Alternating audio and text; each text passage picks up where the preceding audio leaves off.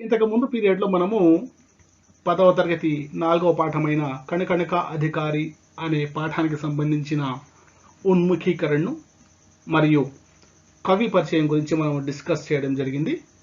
ముఖ్యంగా రామధారి సింహ దినకర్ గారి గురించి, వారి రచనలు, వారి అవార్డుల గురించి మనము ఇక్కడ డిస్కస్ చేసాం. మనకు గుర్తు ఉండవచ్చు, అయినా ఒకసారి వారి గురించి మనము ఒక్కసారి రివిజన్ చేసుకుందాం. कणकणक अधिकारी नामक कविता के कवि श्री रामधारी सिंह दिनकर जी हैं. इनका जन्म 1908 में बिहार के मुंगेर जिले के सिमरिया नामक गांव में हुआ. इनकी मृत्यु 1908 में हुई.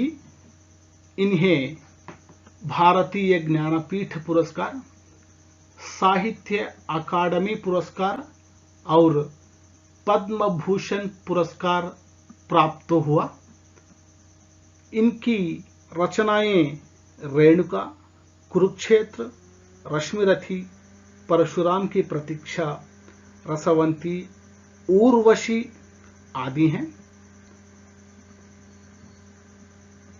रामधारी सिंह दिनकर जी को राष्ट्र कवि भी कहते हैं. మనం ఇంత మాత్రం రాసిన వీరి గురించి ఫుల్ మార్క్స్ మనకు పడిపోతాయి. సరేనా? ఇక మనము టెక్స్ట్ బుక్ కాంటెంట్లోకి వెళ్దాం. అందరూ మీరు మీ దగ్గర టెక్స్ట్ బుక్స్ ఉన్నట్లయితే పేజ్ నెంబర్ 20ని తీయండి. పృష్ఠ సంఖ్య 20. ఇక్కడ విషయ ప్రవేశ్లో చెబుతున్నారు చూడండి. మెహనత్ హీ సఫలతా की कुंजी है. मेहनत करने वाला व्यक्ति कभी नहीं हारता, वह हमेशा सफल होता है, क्योंकि काल्पनिक जगत को साकार रूप देने वाला वही है. इसके कण कण के पीछे उसी का श्रम है, इसलिए वही कण कण का अधिकारी है అంటున్నాడు. ఏమంటున్నాడు చూడండి. మెహనత్ సఫలతా కి కుంజీ హై, hard work is the key of success అన్నాడు. మెహనత్ హీ అంటే శ్రమయే అని, కష్టమే అని. సఫలతాకి కుంజి హై, సఫలతాకి కుంజి అంటే హార్డ్ వర్క్ అనేది, కష్టపడడం అనేది, శ్రమ చేయడం అనేది విజయానికి తాళం చెవి లాంటిది. సఫలత అంటే విజయం, విజయానికి కుంజి హై. కుంజి అంటే కీ అంటే తాళము చెవి లాంటిది. मेहनत करने वाला व्यक्ति कभी नहीं हारता. ఇక కష్టపడి పని చేసే వ్యక్తి అయితే ఎప్పటికీ ఎన్నటికీ ఓడిపోడు, ఎప్పటికీ ఓడిపోడు. వహ హమేషా సఫల్ హోతా హై, అతను ఎల్లప్పుడూ విజయం సాధిస్తూనే ఉంటాడు. ఎందుకంటే ఎందుకంటే काल्पनिक जगत को साकार रूप देने वाला वही है. అంటే మీ చాలా మంది కలల ప్రపంచంలో బ్రతికేస్తుంటారు.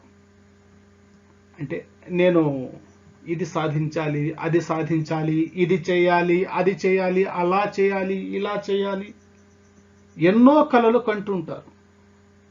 అయినా ఇస్ కాల్పనిక జగత్తుకో వీరు కనిన కలలను సాకారము చేసేవాడు ఎవరంటే కేవలం శ్రమించేవాడు. ఒక పిల్లవాడు అనుకుంటాడు, నేను ఈసారి ఖచ్చితంగా స్కూల్ ఫస్ట్ రావాలి, లేదా ఫస్ట్ ర్యాంక్ సాధించాలి, లేదా 10 out of 10 సాధించాలి అని. ఒక పిల్లవాడి కాదు, అందరూ అనుకుంటారు. అవునా? అయితే ఎవరైతే కష్టపడి పని చేస్తాడో వాడే వాటిని సాధిస్తాడు. అవునా లేదా? అంటే అతను అనుకున్నది అనుకున్నట్లు సాధించడానికి ఏం చేయాలి? శ్రమించాలి. అలా శ్రమించినప్పుడే వానికి విజయం అనేది లభిస్తుంది. చెబుతున్నాడు, కాల్పనిక జగత్తుకు సాకార రూపు దేనే వాళ్ళ వహీ హై. అతను ఊహలలో విహరించడు, అతని ఊహల జగత్తును ఏం చేస్తాడు? సాకార అంటే దానికి ఒక క్రియారూపాన్ని యాడ్ చేసి ఏం చేస్తాడంటే వాటిని సాధిస్తాడు. ఇస్కే కణ కణకే పీచే ఉసీ కా శ్రమ హై. అంటే ఈ ప్రకృతి యొక్క ప్రతి అణువు వెనుక వారి శ్రమే ఉంది. ఇసిలియే వహీ కణ కణక అధికారి హై. కాబట్టి వారే నిజమైన ఈ ప్రకృతిలో ఉన్న ప్రతి అణువు యొక్క నిజమైన అధికారి వారే అనేసి. అంటే ఎవరంట? ఎవరైతే కష్టపడి పని చేస్తాడో, ఎవరైతే కష్టపడి పని చేసి సక్సెస్ని సాధిస్తాడో, ఎవరైతే కష్టపడి పనిచేసి సక్సెస్ని సాధిస్తాడో, విజయాన్ని సాధిస్తాడో, అతనే కణకణక అధికారి హే. ఈ ప్రకృతిలోని ప్రతి అణువు యొక్క వాస్తవికమైన నిజమైన అధికారి అతనే అని ఇక్కడ చెప్పడం జరిగింది.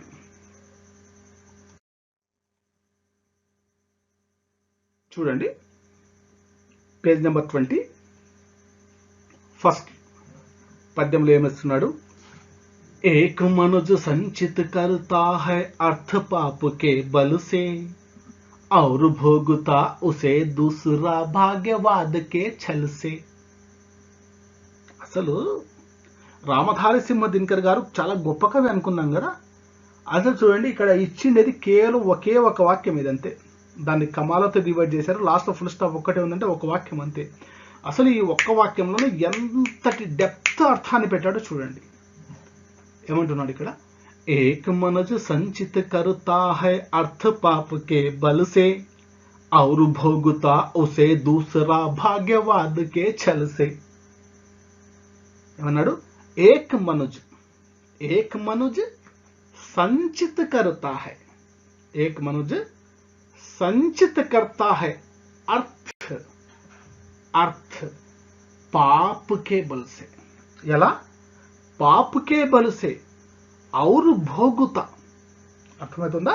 और भोगता उसे అంటే వాటిని, दूसरा भाग्यवाद అది కూడా ఎట్లా? ఛల్ సే. ఓకేనా? వీటిలో మనము అర్థాలను కూడా తీసుకున్నట్టయితే మనుజ్ అంటే మనిషి, మనుజ్ అంటే మనిషి. అర్థ్ అన్నాం కదా, అర్థ్ అంటే ధనం, డబ్బు, సంపద. ఓకేనా? పాప్ అంటే పాపము అని, పాప అంటే పాపము అని. భోగుత అంటే భోగున అంటే అనుభవించుట, భోగున అంటే అర్థం అనుభవించుట. దూసరా అంటే ఇతరులు, సెకండ్ పర్సన్, అనదర్ పర్సన్ అని. భాగ్యవాద్ అంటే అదృష్టవంతుడు. భాగ్యవాద్ అంటే అర్థమేమి? అదృష్టవంతుడు. ఛల్ అంటే మోసము, కపటము అని చెబుతున్నాడు ఇక్కడ. ఏక్ మనుజ్ సంచిత करता है अर्थ पाप के बल से और भोगता उसे दूसरा भाग्यवाद के छल से అంటున్నాడు. ఏక్ మనుజ్ అంటే ఒక మనిషి. ఏక్ మనుజ్ అంటే ఒక మనిషి లేదా ఒక వ్యక్తి. సంచిత करता है అంటే సంపాదిస్తాడు. సంచిత करता है అనగా సంపాదిస్తాడు. అర్థ్ అంటే డబ్బులు. అంటే ఒక వ్యక్తి డబ్బులు సంపాదిస్తాడు. ఎలా? పాపకే బల్సే, పాప బలముతో. అంటే ఒకరిని పీడించి, దౌర్జన్యంగా కబ్జాలు చేసి, దొమ్మిలు చేసి, ఒకరిని ఆక్రమించి, ఒకరిని హింసించి, ఒకరిని బాధ పెట్టి, అవునా లేదా? ఇలా ఒక మనిషి ఒకరిని బాధ పెట్టి, హింసించి, పీడించి డబ్బులను సంపాదిస్తాడు అనుకుందాం. డబ్బులను సంపాదిస్తే और भोगता उसे दूसरा भाग्यवाद के छल से. అలా సంపాదించిన డబ్బును భోగుతా ఉసే దూసరా అన్నాడు. చూడండి, భోగుతా అంటే అనుభవిస్తాడు. భోగుతా అంటే అనుభవిస్తాడు. ఉసే వేటిని ఏ డబ్బునైతే పాప బలముతో సంపాదించాడో అటువంటి డబ్బును దూసరా భోగుతా హై. దూసరా అంటే ఎవడైతే సంపాదించుంటాడో పాపంతో వాడు అనుభవించలేడు దానిని. దూసరా అంటే రెండవ వ్యక్తి వాటిని ఏం చేస్తాడంట? అనుభవిస్తాడు. అది కూడా ఎలా అనుభవిస్తాడు? భాగ్యవాదకే ఛల్సే. అది కూడా వాడు కపటంతో మోసముతో అనుభవిస్తాడు. అలా అనుభవించేవాడు భాగ్యవాద్ హై, అలా అనుభవించేవాడు అదృష్టవంతుడు అంటున్నాడు. ఎందుకంటే ఆ డబ్బును సంపాదించడానికి అతను ఎవరిని పీడించలా, ఎవరిని హింసించలా, ఎవరిని సంపలా. అర్థమైందా కాలేదా?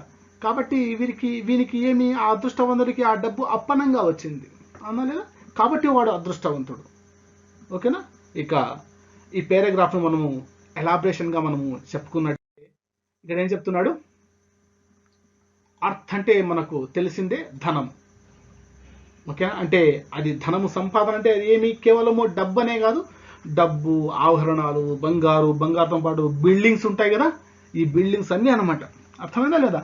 ఈ విధంగా ఒక వ్యక్తిని మోసం చేసి దౌర్జన్యంగా బలప్రయోగంతో పీడించి ధనం సంపాదిస్తే అలా సంపాదించిన ధనాన్ని, ఆ విధంగా సంపాదించిన ధనాన్ని ఖచ్చితంగా ఆ వ్యక్తి అనుభవించలేడు. ఆ ధనాన్ని వేరే వ్యక్తి అనుభవిస్తాడు, వాడు అదృష్టవంతుడు అనేసి ఇక్కడ మన కవి రామధారి సింహ దినకర్ గారు చెబుతున్నారు అన్నమాట. అర్థమైంది కదా?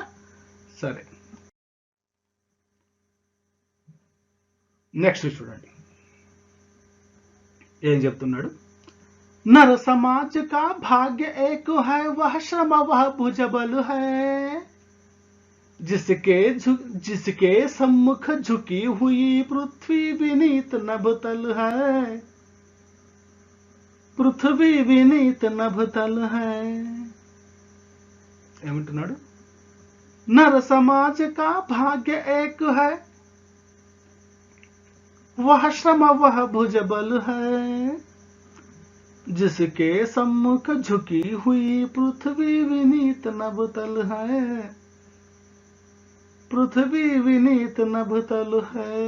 చెబుతున్నాడు नर समाज का, या समाज का, नर समाज का भाग्य, नर समाज का भाग्य एक है, भाग्य एक है. అది ఏందంట? वह श्रम वह भुजबल है. అదేంటంట? वह श्रम वह भुजबल है. వాని ముందర जिसके सम्मुख, వాని ముందర झुकी हुई, ఎలా ఉంటుందంట? झुकी हुई. ఏవేవి వంగిపోతాయంట? పృథ్వీ వినీత్ నభతల్. ఏవేవి వంగిపోతాయంట? పృథ్వీ కూడా మరియు నభతలు కూడా. ఓకేనా? వీటిలో మనము అర్థాలను చూద్దాం.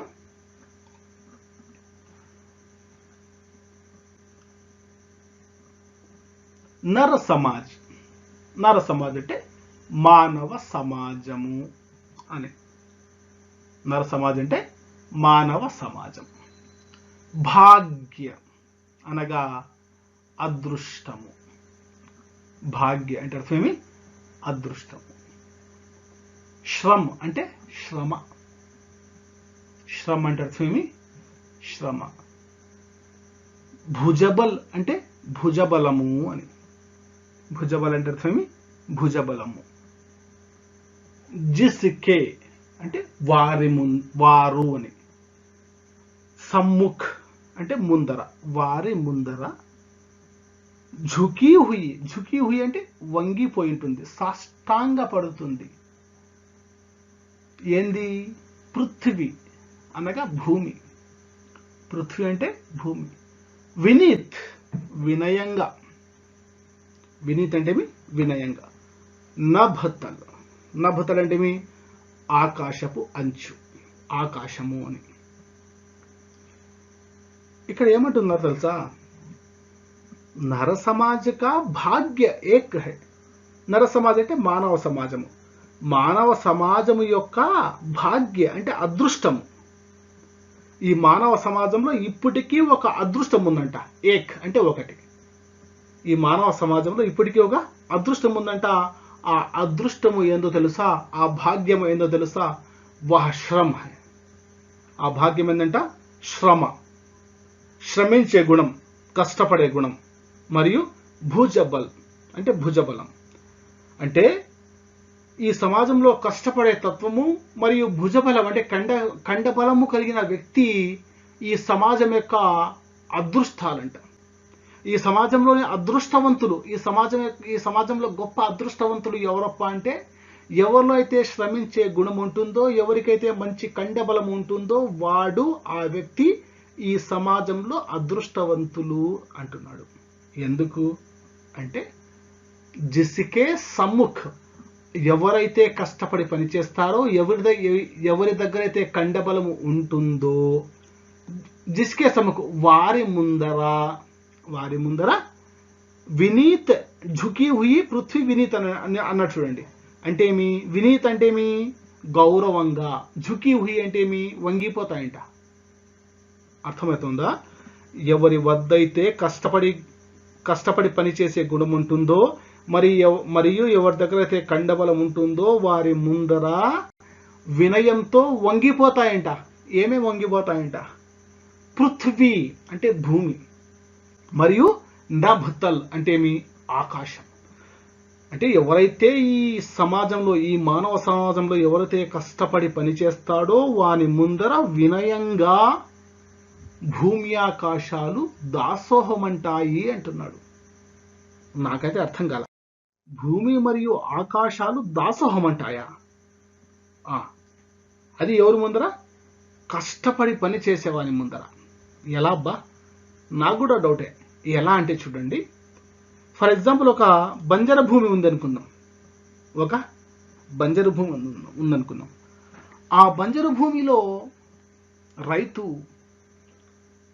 కష్టపడి పగలనక రాత్రనక ఎండనక వాననక ఎంతో కష్టపడి తమ చెమటను చిందించి ఏం చేస్తారంటే ఆ బంజరు భూమిలో హలాన్ని దున్ని ఆ భూమిని చీల్చి ఏం చేస్తాడు? తమ చెమటను చిందించి ఏం చేస్తాడు? పంటను పండిస్తాడు. అవునా లేదా? భూమి మీద విజయం సాధించినట్టే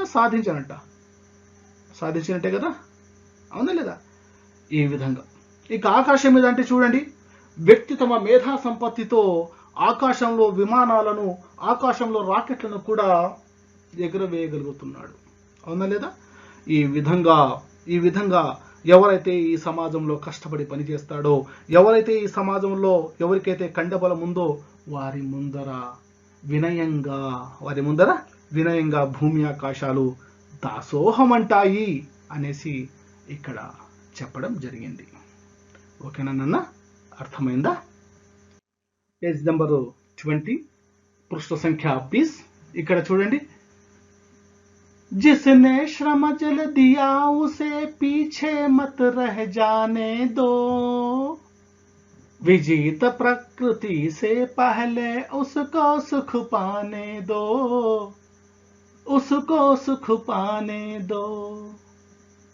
చెబుతున్నాడు ఇక్కడ. जिसने श्रम जल दिया उसे पीछे मत रह जाने दो, विजीत प्रकृति से पहले उसको सुख पाने दो, विजीत प्रकृति से पहले उसको सुख पाने दो అనేసి ఇక్కడ చెబుతున్నారు. ఏమంటున్నాడు? जिसने श्रम जल दिया उसे पीछे मत रह जाने दो, विजीत प्रकृति से पहले, దేనికంటే ముందంట, విజీత ప్రకృతి సే పహలే ఉసుకో ఏం పొందనివ్వాలంట? సుఖ్ పానే దో. ఏం పొందనివ్వాలంటున్నాడు? సుఖ్ పానే దో అంటున్నాడు. సరే, వీటిలో అర్థాలు చూద్దామా? శ్రమజల్ అని ఉంది నాన్న. శ్రమజల్ అంటే చెమట అని. శ్రమజల్ అంటే చెమట. పీఛే అనగా వెనుక. పీఛే అంటే వెనుక. మత్ రహ జానే దో అంటే ఉండనివ్వవద్దండి అని. ఎవరైతే కష్టపడి పని చేస్తాడో అంటే జిస్నే ఎవరైతే శ్రమజల అంటే చెమటను దియా అంటే ఇస్తాడో అని. అంటే ఇక్కడ చెమటను ఇస్తాడా, చెమటను చిందిస్తాడు చెప్తున్నాడు ఇక్కడ. ఎవరైతే తమ చెమటను చిందిస్తాడో ఉసే అతనిని పీछे మత్ రహ జానే దో అంటే వెనుక మత్ రహ జానే దో ఉండనివ్వవద్దండి అంటున్నాడు. విజీత్ అంటే ఓడింపబడిన, విజీత్ అంటే ఓడింపబడిన, ప్రకృతి సే పహలే అంటే ఓడింపబడిన ప్రకృతి కన్నా పహలే ముందు, ప్రకృతి కన్నా ముందు. ఉసుకో సుఖ పానేదో వారిని సుఖ్ సుఖాన్ని, సుఖము అని, సుఖ అంటే సుఖము, పానేదో అంటే పొందనివ్వండి అని చెప్తున్నాడు. పైడ జిస్నే శ్రమజల దియా అంటే ఎవరైతే శ్రమజల దియా అంటే మీ చెమటను చిందిస్తాడో, ఎవరైతే కష్టపడి పనిచేసి తమ చెమటను చిందిస్తాడో అతనిని ఎటువంటి పరిస్థితులలోనూ వెనుక ఉండనివ్వద్దండి అంటున్నాడు. అంటే జినైన్గా కష్టపడే వారిని, ఏమి కష్టపడి పనిచేసి చెమటను ధారపోసే వారిని అలాగే వెనుకల ఉండనివ్వద్దండి. ఎందుకంటే ఇప్పుడు ఫర్ ఎగ్జాంపుల్ మనం రైతుని తీసుకున్నట్టయితే చూడండి, రైతు ఎంత కష్టపడతాడు. పంట చేతికి వచ్చేంత వరకు పొలాన్ని దున్నుతాడు, అవునా, తర్వాత దాంట్లో కలుపు మొక్కలను తీస్తాడు, తర్వాత ఏదైనా రోగాలు పడితే ఆ రోగాల బారి నుండి పంటను కాపాడుకుంటాడు. కొన్నిసార్లు సందర్భాలలో ఏమవుతుందంటే కరెక్ట్ మనకు పంట చేతికి వస్తుంటుంది, ఆ సమయంలో ఏదో తుఫాన్లు అవి ఇవి తగులుకుంటాయి, అవునా లేదా? అలా ఏ విధంగా ఏమి జరిగినా మొత్తానికి రైతు ఏదో విధంగా చేసి తమ పంటనైతే ఖచ్చితంగా కాపాడుకుంటాడు, అవునా లేదా? అంటే ఇక్కడ ప్రకృతి నిర్ణయాలను కూడా ఏం చేస్తున్నాడు, అతను తమకు అనుగుణంగా మార్చేసుకుంటున్నాడు. అంటే ప్రకృతిపై కూడా ఒక రకంగా విజయాన్ని సాధించేస్తున్నాడు. అదే ఇక్కడ చెబుతున్నాడు, ఎవరైతే కష్టపడి పనిచేసి చెమటను చిందిస్తాడో అటువంటి వ్యక్తిని వెనుక అలాగే ఉండనివ్వద్దండి. కష్టపడి పనిచేసే వానికే మొట్టమొదట సుఖాన్ని పొందే హక్కు ఉంటుంది. ఎవరైతే కష్టపడతారో, ఎవరైతే తమ చెమటను చిందిస్తారో వారికే మొదట సుఖాన్ని పొందే హక్కు ఉంది. వారిని ఎటువంటి పరిస్థితుల్లో వెనుక ఉండనివ్వద్దండి. ఎందుకంటే అతను చెమటను ధారపోసే వ్యక్తి, చెమటను చిందించే వ్యక్తి దాదాపు ప్రకృతినే ఓడించిన వ్యక్తి, ఓకేనా? అటువంటి వ్యక్తి ఎన్నటికీ వెనుక ఉండకూడదు. వారికే మొట్టమొదట సుఖాన్ని పొందే హక్కు ఉంది అనేసి మన కవి అయిన సుమిత్రానందన్ పంత్ గారు చెబుతున్నారు. ఇక నెక్స్ట్ 4 lines ను చూడండి.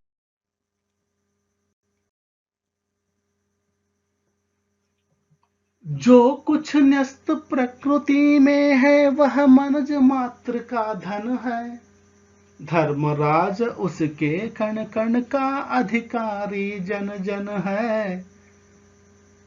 कण कण का अधिकारी जन जन है. ఇక్కడ ఏమంటున్నాడు, యాక్చువల్గా ఆ స్లైడ్ ముందే వెళ్ళిపోయింది, మనము సెట్టింగ్ కొంచెం ప్రాబ్లం అయింది. అది చెబుతున్నాడు ఇక్కడ, जो कुछ न्यस्त प्रकृति में है, जो कुछ न्यस्त प्रकृति में है वह मनुज मात्र का धन है, धर्मराज उसके कण कण का अधिकारी जन जन है. చెబుతున్నాడు. ఇక్కడ అర్థాలను మనం ఫస్ట్ తీసుకున్నట్టయితే న్యస్త్ అని ఉంది చూడండి. న్యస్త్ అంటే ఉంచబడిన అని, న్యస్త్ అంటే ఉంచబడిన, ఏదైతే ఈ ప్రకృతిలో ఉందో అది అని. ప్రకృతి అంటే ప్రకృతి అని.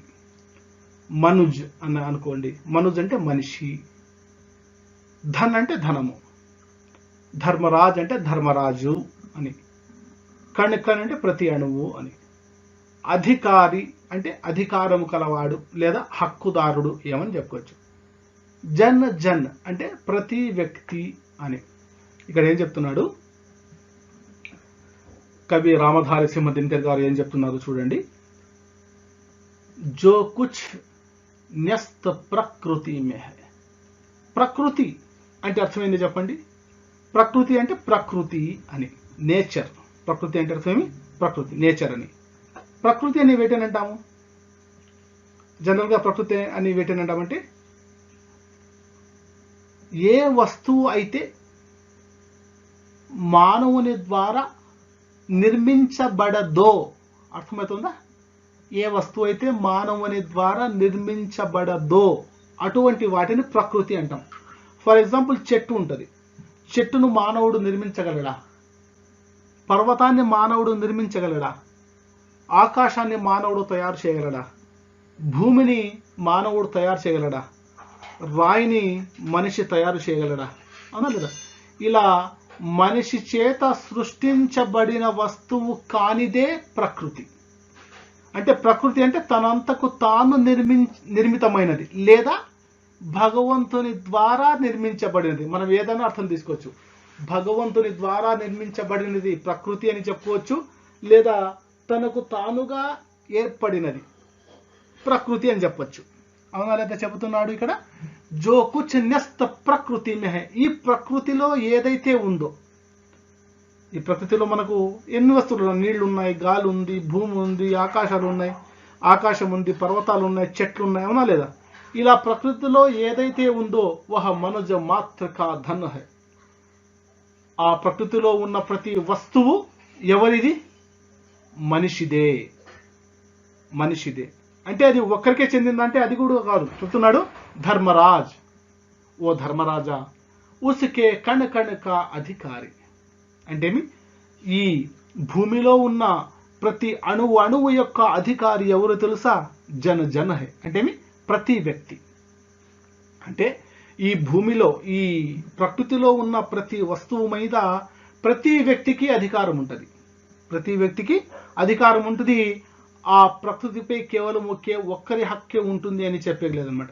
ఈ ఆకాశం నాది రబా, ఈ గాలి నాదే నువ్వు పీల్చొద్దు, ఈ నీళ్ళని నావే నువ్వు తాగొద్దు, ఈ సముద్రం అంతా నాదే నువ్వు ఈదొద్దు అని చెప్పలేదు.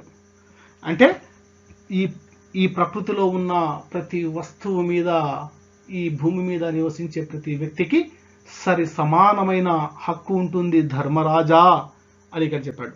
ఇక్కడ ధర్మరాజు పేరు ఎందుకు వచ్చింది అంటే మనం ముందే అనుకున్నాం ఈ కవిత కురుక్షేత్ర అనే గ్రంథం నుంచి తీసుకున్నారనేసి. ఆ కురుక్షేత్ర అంటే ఆ కురుక్షేత్ర యుద్ధం గురించి, ఇక్కడ యుద్ధంలోని శాంతి పర్వం గురించి ఇక్కడ వర్ణించడం జరిగింది. అంతకుముందే మేము ఒక డిస్కస్ చేసుకున్న పాయింట్ చెప్పేటప్పుడు చెప్పాం. ఒకసారి ధర్మరాజు ఈ కురుక్షేత్ర యుద్ధంలోని రక్తపాతము చూసి అతని మనసు చలించిపోతుంది. సరే, అతని మనసు కకావికలమైపోయి, సరే నాకు ఈ రాజ్యం వద్దు, ఈ ఏంది వద్దరబ్బా అనేసి అడవులకు వెళ్ళి శాంతిని పొందాలనుకుంటాడు. అలా అడవులకు వెళ్ళి శాంతిని పొందాలనుకునేటప్పుడు అతను వారు ఎక్కడికి వెళ్తారంటే ధర్మరాజు భీష్ముని దగ్గరికి వెళ్తారు. భీష్మ పితామహుడు, అందరికంటే పెద్దవాడు కదా భీష్మ పితామహుడు. భీష్మ పితామహుని దగ్గరికి వెళ్ళేసి ఇలా నాకు రాజ్యం వద్దు, నేను అడవులకి వెళ్ళిపోతాను అనేసి చెప్తారనమాట. అప్పుడు భీష్మ పితామహుడు సరే నువ్వు అడవులకి వద్దు, రాజ్యానికే వెళ్ళు అని సంబోధించే సమయంలో ఇవన్నీ చెప్పే అంశాలు ఇవి. అర్థమవుతుందా? సరే, మనకి ఇంకో డౌట్ రావచ్చు. ఏమి ధర్మరాజు దగ్గరికి ఇతను వెళ్ళారు కదా, ఎవరు భీష్మ పితామహుని దగ్గరికి ధర్మరాజు వెళ్ళారు కదా. అప్పుడు భీష్మ పితామహుడు యుద్ధ భూమిలో అంపశయ్యపై పడి ఉంటాడు. అంపశయ్య అంటే ఆ భీష్మ పితామహుని శరీరం అంతా బాణాలతో గుచ్చబడి ఉంటుందన్నమాట. అంటే ఆ భీష్మ పితామహుని శరీరం అంతా బాణాలే. అంటే అతను ఎటువైపు తిరిగినా కానీ అతని శరీరము భూమికి తాకకుండా అన్ని బాణాలు అతని శరీరంలో గుచ్చుకొని ఉంటాయి. మనకు మళ్ళీ ఇంకో డౌట్ రావచ్చు. అరే అన్ని బాణాలు తగిలితే మనిషి బతుకుతాడా? కష్టంగా చనిపోవాలా కదా. మరి భీష్మ పితామహుడు ఎందుకు చనిపోలేదు? అన్ని బాణాలు అవి ఎన్ని బాణాలు? అతను ఏ విధంగా తిరిగినా కానీ అతని శరీరము భూమికి తాకనన్ని బాణాలు అతని శరీరంలో గుచ్చుకుంటే అతను ఇంకా బతికే ఉన్నాడా? ఎట్లా సాధ్యమైంది అంటే ఈ భీష్మ పితామహునికి ఒక వరం ఉంటుంది. ఆ వరం ఏంటంటే ఈచ్ఛామరణ వరం. ఆ వరం పేరేం పేరు? ఈచ్ఛామరణ వరం. అంటే ఏమి? ఆ ధర్మరాజు ఎప్పుడు తాను కోరుకుంటే అప్పుడే చనిపోతాడు. అంటే బాణాల దెబ్బ వలనో కత్తి దెబ్బ వలనో అతను చనిపోడు. అతను నేను చనిపోవాలి ఇప్పుడు అంటే చనిపోతాడు అంతే. అర్థమైందా లేదా? ఆ ఈచ్ఛామరణ వరం అతనికి ఉండడం వల్ల అతని శరీరంలో ఎన్ని బాణాలు గుచ్చుకున్నా అతను అలాగే బతికే ఉంటాడు. అలా బాణాలతో గుచ్చుకొని అంపశయ్యపై అతను అలాగే యుద్ధ భూమిలోనే ఉండిపోయింటాడు. అటువంటి యుద్ధ భూమిలోకి మన ధర్మరాజు వెళ్ళేసి ఇలా ఈ హత్యలు నేను చూడలేను, ఈ రక్తపాతం నేను చూడలేను, నాకు ఇంత రక్తపాతం జరిగిన తర్వాత వచ్చే నా రాజ్యం కూడా నాకు అవసరం లేదు, నేను అక్కడికి అడవులకి వెళ్ళిపోయి శాంతిని పొందుతానని చెప్పినప్పుడు అప్పుడు ధర్మరాజు గారు వీరికి బ్రెయిన్ వాష్ చేస్తారనమాట. ఆ బ్రెయిన్ వాష్లోని అంశాలే ఇవన్నీ. అంటే రాజ్యంలోకి వెళ్ళేసి రాజ్యపాలన చేయి అన్నారు కదా, అప్పుడు సరైన రాజ్యపాలన ఎలా చేయాలని కూడా కొన్ని అంశాలు డిస్కస్ చేస్తారు. అటువంటి అంశాలలోనే ఇవి కూడా ఒకటి. ఓకేనా స్టూడెంట్స్? అర్థమైంది కదా? సరే, దీంతో మన పాఠం అయిపోయింది. ఈ పాఠానికి సంబంధించిన డౌట్స్ ఏమైనా ఉంటే మీరు ఖచ్చితంగా మీ డౌట్స్ను కామెంట్ బాక్స్లో రాయండి. నేను ఖచ్చితంగా వాటికి మీకు సమాధానాలు చెప్పడానికి ప్రయత్నిస్తాను. ఓకేనా?